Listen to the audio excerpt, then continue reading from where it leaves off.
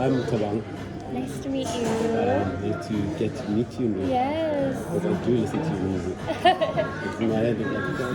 Oh. So, Do you want me to look here or you? it doesn't matter. Okay, cool. It's just because I'm not taking notes, I'm not writing. Okay, cool. It's to help me also keep record of what we're talking about. Perfect. Yeah. So, I represent Pepalam. I'm going to do like the very serious questions first, and then we'll just flow into other questions. Cool. I think you once mentioned that you wanted to perform here. Yes, I always have. You know, I saw the stage at Kirstenbosch Gardens once on a past visit, and I was like, I want to perform there. And then this happened very serendipitously. And the organizers contacted you and say, hey, would you like to come Yeah. through? Do you know so the organizers are like almost 95% women. Oh, wow. Amazing. What do you think, or what are your thoughts about women there? Because I think you identify as a person of color, right? Yeah. And from your experience, what do you think the universalities of just women of color across are? Like the matriarch leading. Yeah. What do you see this as? Well, now that you say that it's a women-led festival, like it makes so much more sense because. Yeah, you can continue. I need to change this thing. It's fine. Awesome. You can continue, sorry. Good. Now that you say it's a women-led festival, it makes so much sense.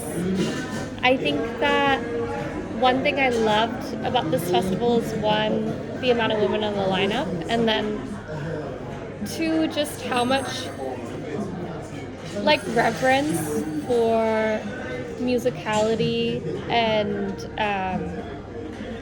softness and like spirituality there is across the board on this lineup. Like I think it's really amazing art, and it's art that stands the test of time. It's art that is not like so streaming and virality focused. It's like art that you have to listen to and like connect with your soul. And I think anytime there are women centered in spaces organizing, like that happens. So, True. yeah. I get that. And did you know about this festival before? I didn't know about it before. Oh, cool. I just sort of mentioned that it's always like a spiritual feeling. But to your music, it's that. You're Indian. Yes, I'm Indian, yeah. I know there are a lot of Indians here. Here, yes. Do you know about Durban? Yes. Durban has the most, It's right? Like, it's where there's Yes. around. But your music has got that spiritual feel and softness, calming, soothing. Are you doing it, or it's happening to you? Just maybe just expand on how that works. Definitely it's happening to me. I remember that when I was much younger, like 18, 19, when I wasn't in a good space, I wasn't as healed, all of us, right?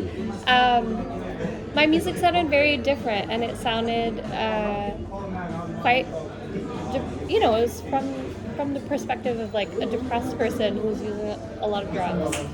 And I remember that like once I started really finding my sound, which is rooted in everything from R&B to soul to like Indian musicians who or like Alice Coltrane or Ravi Shankar, Anushka Shankar, like people who play amazing sitar.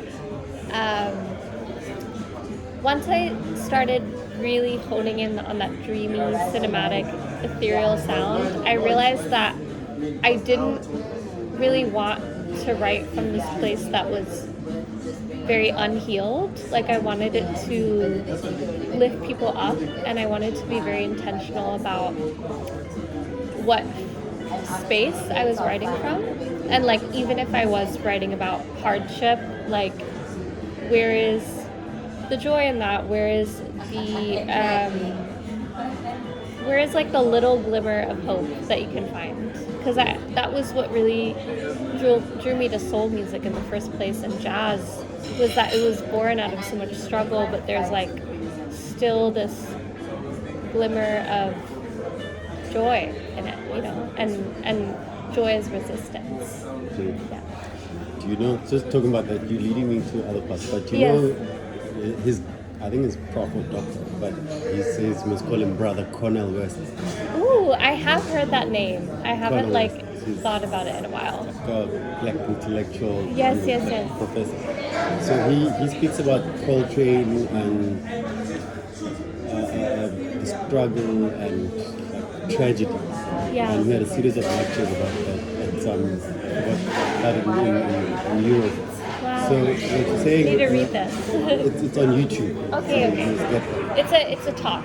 yeah. Okay, It's a cool, series cool, of lectures, I think about 6. It's really hard philosophical stuff. But what you're saying is that there's light when there's tragedy and struggle. Yeah. How would you, going back to that other question, do you locate yourself as someone who struggles in America as just being you and not just like as an artist, but just as someone who exists in majority white? Yeah. I mean, I think honestly, like, now I exist in a space of a lot of privilege because of becoming a musician and like the access that grants you to, like whatever it is, like it gives you a level of access that you wouldn't have before. But definitely growing up, I felt it. I grew up like in 9/11 peak of that time, and I grew up with a very visibly Sikh family. So Sikhs are the ones who wear turbans. Oh yeah. So like there is it North North India? Indian. Yeah. So there was a lot of active hate and harassment. Oh yeah. There was a lot of active hate and harassment towards members of my family and community growing up, and I don't think I even knew how to process that as a child, but it's interesting because those same years that was happening was the years I found people like Korean Billy Ray, Billie Holiday, Ella Fitzgerald, Sade, and these women who turned their pain into something softer. So, yeah, it's interesting how...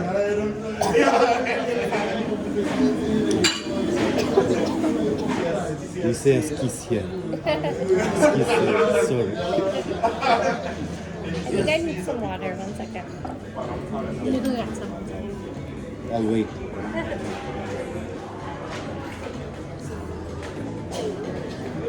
Can you pause the video? No. Not with iPhone. Kasi Android ko pa na pause. I need one of those. Where did you get the stand? Malay.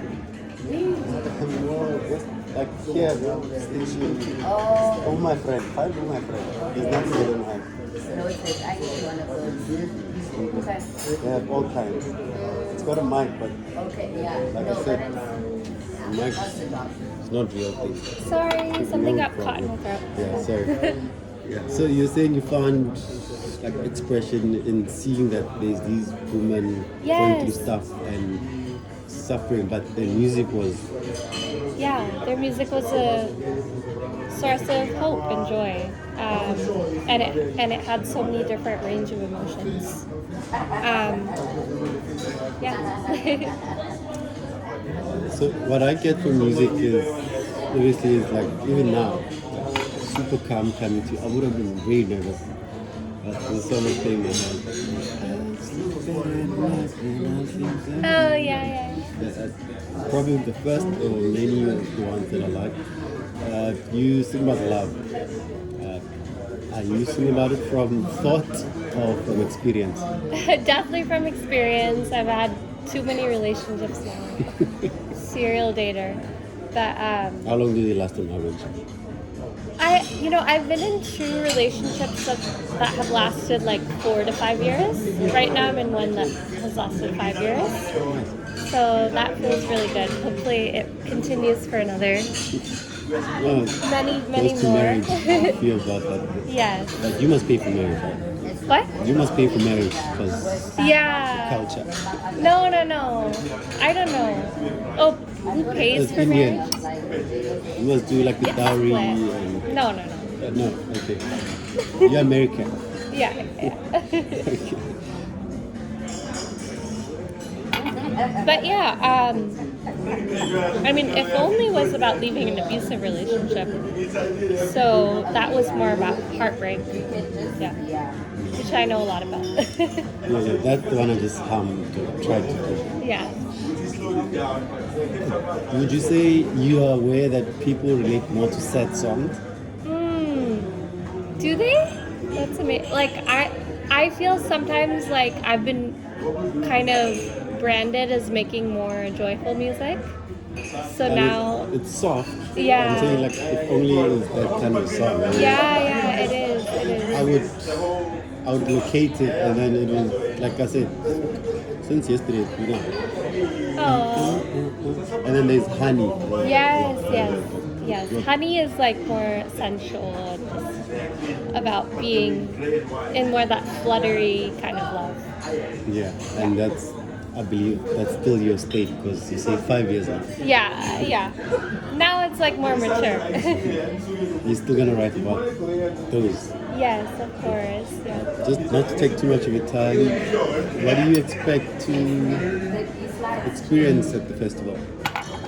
Ooh, I'm really excited because I've mostly played pop festivals in the past, and that garners a very specific kind of audience that I feel like needs a bit of hand holding sometimes, but I feel like at a jazz festival you kind of expect that your baseline of audience is a little more open and like there for musicianship, and that's something I'm really excited about, is to play for that kind of audience, Yeah.